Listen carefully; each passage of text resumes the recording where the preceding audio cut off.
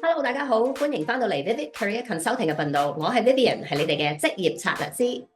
早喺上年嘅11月，我喺我哋公司嘅 Instagram account 開始咗加拿大創業者專訪嘅專欄。我已經用文字記錄咗4位朋友佢哋加拿大創業嘅心路歷程。今次嘅訪問係我哋第一次以 YouTube 嘅形式，希望可以俾你準備喺加拿大創業或者係發展副業嘅朋友聽多個故仔，推你一把，去試啦！冇錯啦，今日咧好榮幸可以邀請到媽咪 and me 兩位嘅負責人、創辦人 Patricia 同埋 Ivan。Hello，多謝你哋接受我嘅訪問。咁好簡單啦，可唔可以介紹下你哋係邊個啦，同埋你哋品牌媽咪 and me 點樣喺加拿大開始嘅咧？咁係啦，我係 Patricia 啦，咁我呢個先生 Ivan，咁我哋兩個喺上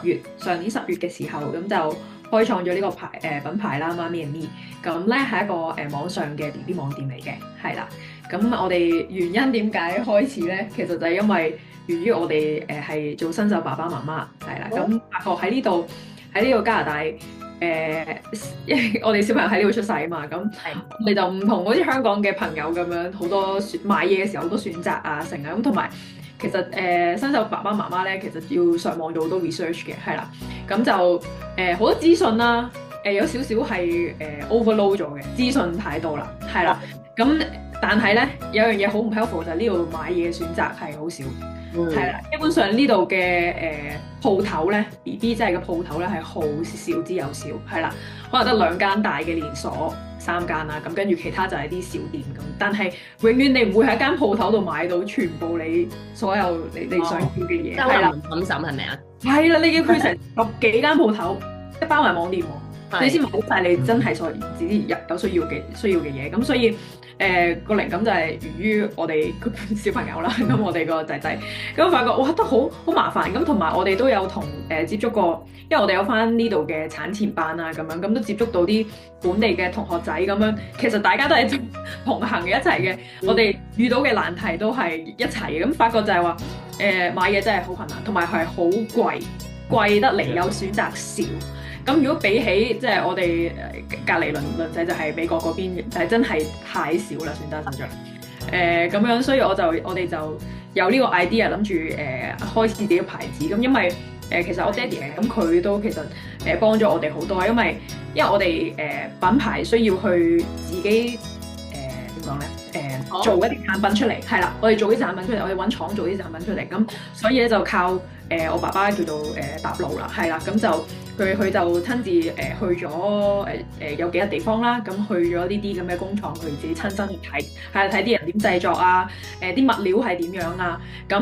咁最後尾咧就我哋去翻我哋嗰度，我哋就會揀我哋想要嘅 design，或我哋自己設計，係啦，顏色啊、pattern 啊嗰啲嘢咁樣，我哋個牌子嗰個叫做嗰個故事啦，係啦，明白。就咁聽，即係你爸爸其實係幕後第3個，即係係啦，幫手呢樣嘢。係啦。其實你構思呢樣嘢係你小朋友未出世，你已經有呢一個 idea，即係時候啦。咦，可以係一個商機喎，係咪咁樣？其實係之後咯，其實因為我小朋友係3月出世，2023年出世。即係講背景，就係我之前都係做 full time 嘅，係啦，我都係打工嘅。咁但係喺即係生完 BB 之後咧，其實就做好多啲反思啊，諗好多嘢。其實咧，我自己又想即係可以係多啲時間同我仔一齊，但係個問題就好多工種啊，即係譬如我又坐 office 嘅工，咁就唔係好彈性咯，嘢好少話，好似 hybrid 啊或者 work from home 嘅工係好少，係啦。咁所以我哋諗咗好耐啦。咁樣究竟點樣可以有一個彈性嘅 schedule 去湊小朋友，但我亦都有自己嘅事業咧，咁樣好咯，係啦。你同 Ivan 係點樣分工嘅咧？嗱，兩個都係 co-founder role 啦，係啦，咁我就可能好多喺 technical 上面幫佢啦，同埋即係有啲意見可能會諗到，咁啊大家 share 咁樣係啦。不過原本個好多 idea 都由佢開始嚟嘅，咁亦都頭先補充翻咧，其實頭先即係我哋第一件事唔係諗話要做 business 賺錢咁樣，但係幾樣嘢，首先一樣就係話都選擇唔多啦，同埋都貴啦，咁所以咧想可唔可以選擇可以多少少，或者係個價錢係比較 reasonable 啲。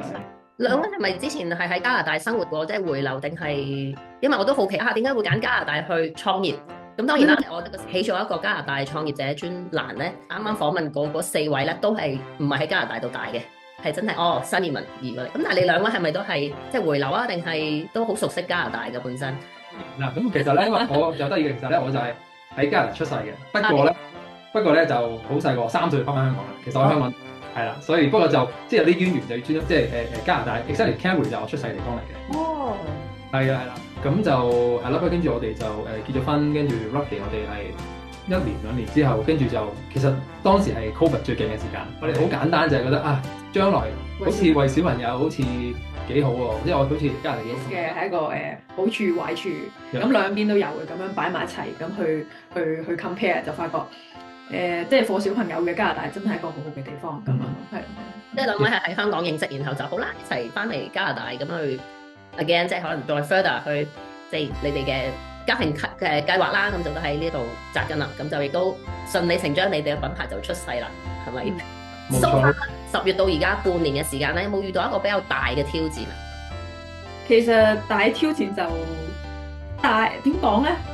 挑戰就每日都有嘅，係即係因為始終我以前本業咯，我係做 digital marketing 嘅，我都係做 marketing，但係個問題就係我幫客做同埋同自己做係由零開始，係真係創業係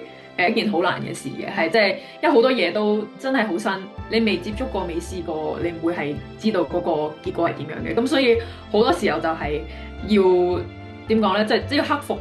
即係驚呢樣嘢咯，成日驚。開始嘅時候咧，其實係我一直我爹哋，因為本身佢自己做生意，咁所以佢都俾好多鼓勵我，咁同埋都係話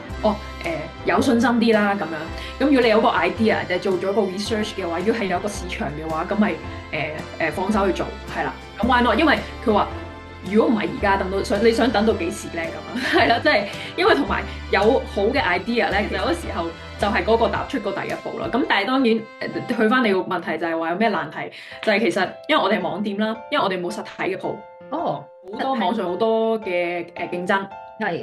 咁同埋網上係要一段時間你先可以去建立到嗰個信譽啊。咁尤其是係我哋呢啲牌子，即係唔係話好似呢啲嘢，我哋啲產品係 BB 嘅嘢嘅時候，有陣時係要做好多 research 啊，邊牌子好啊，即係或者爹哋媽咪有自己嘅 idea，咁變咗呢段時間嘅話，我哋需要就係不停咁去 sell 自己啦，話俾人聽 ，hello 我哋存在㗎，咁同埋要不停咁去教育我哋嘅觀眾群咯，係啦，咁所以好似你之前都見去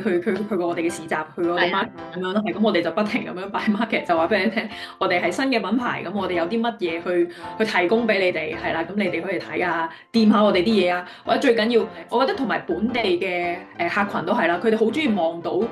創辦人同埋同創辦人講嘢，係啦，佢哋好中意呢啲咁嘅互動嘅，係啦。Alberta 呢個地方咧，其實就創業嘅風氣係好盛行嘅。你哋啱啱開始，你哋一個 startup 嘅 brand 一個新品，佢就覺得好支持啊！我哋好支持本地牌子，真係有幾個客係因為即係因為佢哋會覺得Product of Canada 係啊。同埋唔係好常，可能去 market 去隔離鄰舍，可能都係啱啱開始，或者佢哋有時兒童去分享咯，開始分享即係佢哋嘅經歷啊，或者有啲咩 tips 啊，氣氛都好好咯。咁所以就係行出第一步咯。係啦，係嘅經驗咯。係。我又想問阿 Ivan 出嚟啊！嗱，頭先你話咧呢個品牌你係處於一個 technical 嘅角色啦，因為網店最主要就係 e-commerce 呢樣嘢，你係咪就係？呢一方面嘅專長，即係專才，所以就係會專注做呢樣嘢。因為我聽得出咧，Patricia 就係即係多係我 marketing 嘅，或者係可能 product 啊，因為佢同廠家去溝通。Technical 我都想聽下係咪 e-commerce 嗰度就係你嘅 take care 嘅地方啊？e-commerce 嗰度我都有即係幫手嘅，咁後期都係我會有幫手接手啦，咁同埋我有做嘅可能就係會幫手影 product shot 啦，咁呢啲我就佢係 creative 嗰邊多啲係啦。director。website 仲有啲咩點樣執啊 ？website 點樣 how to look 啊？咁即係點樣啊？我有幫手啊，去做去改嘢，可能做圖嗰啲嘢咯，係。呢個 Ivan 去負責。兩條問題啦，講咗 last 尾二呢條問題先，因為咧你哋嘅公司咧係我暫時訪問過咁多個單位裏面咧，第一個係有多過一個人嘅 founder，咁所以我好奇有冇嗌交嘅咧，或者係好啦，真係有磨合啦，你哋點樣去 tackle 呢樣嘢咧？我哋係同事嚟嘅。我哋喺呢度做一齊係共事過2年嘅啦，多重身份嘅分工咯。咁同埋因為我一定參與一定多過 Ivan 嘅，因為 Ivan 始終佢係仲做緊 full time 要打緊工嘅，默契嘅。我哋做嘢都有默契。咁同埋我哋 make sure 一定會每個禮拜要有個時間坐低傾偈，即係話俾大家聽，喂，你做啲乜嘢，我做啲乜嘢，係啦。有你順便啦。好啊，仲有一條問題啦，因為嗱呢一條片我嘅原意都係希望想喺加拿大創業或者發展副業嘅朋友聽到你哋嘅故仔 ，OK 推佢哋一把啊嘛。好啦，一齊去試下啦，因為頭先咧你哋嘅分享都係話其實行第一步之後就會有之後嘅步噶啦，即係會跟住落去噶啦。你哋有啲乜嘢鼓勵説話想講俾我哋嘅觀眾聽咧？因為香港其實係同呢個好唔同，因為我同佢講之前講過就話 Alberta 呢度嘅亞省呢度嗰個創業風氣好盛行，係啦，大家都好支持。但係如果你去翻，你諗翻轉頭，如果我呢個 idea 係香港嘅話，其實好多人都會覺得做乜嘢啊，搞咁多嘢，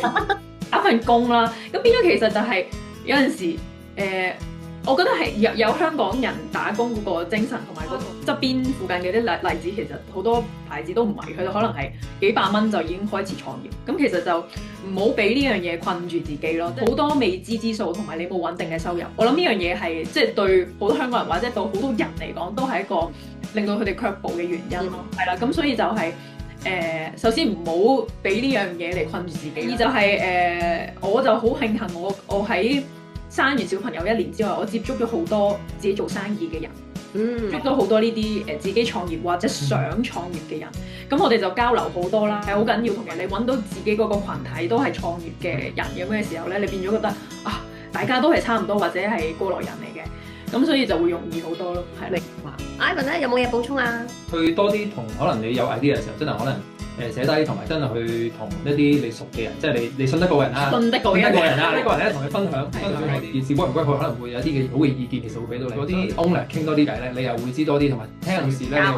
多啲鼓勵，即係好多故事聽到咧幾好嘅，即係 even 過我哋。好啊，今集其實差唔多啦，多謝你哋嘅寶貴時間，即係講咗好多你哋過來人嘅經驗啦。咁我深信我哋嘅觀眾都獲益良多。咁大家記住啦，follow 佢哋啦。OK 呢度就係佢哋嘅網頁同埋 Instagram 同埋YouTube channel 咁 follow 佢哋啦。都就會係我嘅 YouTube channel、Instagram。